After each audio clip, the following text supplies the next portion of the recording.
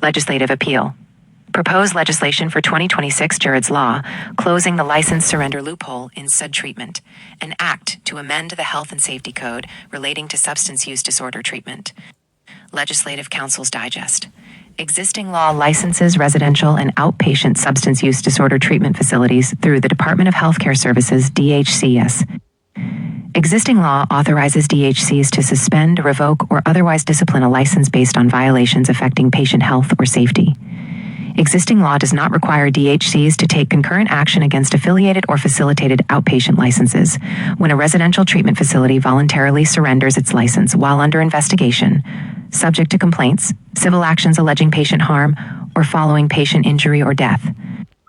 This bill would require DHCs, under specified circumstances, to concurrently suspend or revoke any affiliated or facilitated outpatient substance use disorder treatment license held by the same operator or controlling entity when a DHCS licensed residential facility voluntarily surrenders its license. The bill would limit enforcement to administrative action by DHCs and would not create a private right of action. Vote, majority. Appropriation, no. Fiscal Committee, no. State-mandated local program, no. The people of the state of California do enact as follows. Section 1. Legislative findings. A. Substance use disorder treatment facilities frequently operate through multiple license types under common ownership or control. B. Voluntary surrender of a residential license currently allows operators to continue outpatient operations, despite serious accountability concerns. C. This loophole undermines patient safety and public trust. D. The preventable death of John McLister and recent passage of AB 1356 John's Law illustrates the consequences of fragmented enforcement. E. Prior legislation addressing this industry failed when perceived as complex, litigation-driven, or fiscally impactful. F. A narrow administrative failsafe is necessary and cost-neutral. Section 2. New Section X, A. If a residential substance use disorder treatment facility licensed by DHCS voluntarily surrenders its license while under investigation subject to substantiated complaints involving patient health or safety, a civil action alleging patient harm, or following patient injury or death, DHCS shall concurrently suspend or revoke any affiliated or facilitated outpatient substance use disorder treatment license held by the same operator or controlling entity. B. Enforcement under this section shall remain in effect for the duration of the enforcement action related to the residential license. C. This section shall not be construed to create a private right of action. Supporting evidence and urgency.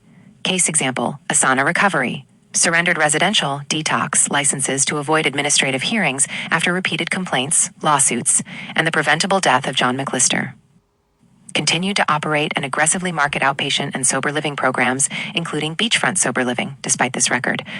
Subject to a federal lawsuit, Blue Cross Blue Shield v. Asana Recovery, alleging $10 million plus in insurance fraud, body brokering, and patient exploitation. Dr. Christian Small, medical director, is listed at dozens of facilities in California and out of state, making real oversight impossible. Case example, Above It All Treatment and Lake Arrowhead Recovery, Corey and Kyle Averell. Corey and Kyle Averell of Above It All Treatment and Lake Arrowhead Recovery followed the same pattern, surrendering licenses to avoid investigation, then proliferating with dozens of sober living homes. Maintained profitable marketing operations by keeping their phone numbers listed online for detox and other services, capturing and referring clients even after license surrender. Utilized body brokers to funnel vulnerable individuals into their network of unregulated homes. Recent Department of Justice prosecutions have targeted their associates Nicholas and Jeffrey White, and a new prosecution is underway against Terry Horton. Dozens of other facilities play this fast and loose game of musical chairs with licenses and patient lives. Systemic impact. Operators evade accountability by shifting licenses, endangering vulnerable patients, and undermining public trust. Families are misled into believing these facilities are safe. DHCS is rendered powerless to intervene under current law. Call to action. We urge you to author and support this narrowly tailored, cost-neutral administrative reform. This simple change will close a deadly loophole, protect families, and restore trust in California's substance use disorder treatment system. Thank you for your urgent attention and leadership. Sincerely, Wendy McIntyre, Founder and President, Jared's Law Foundation. www.jareds-law.org.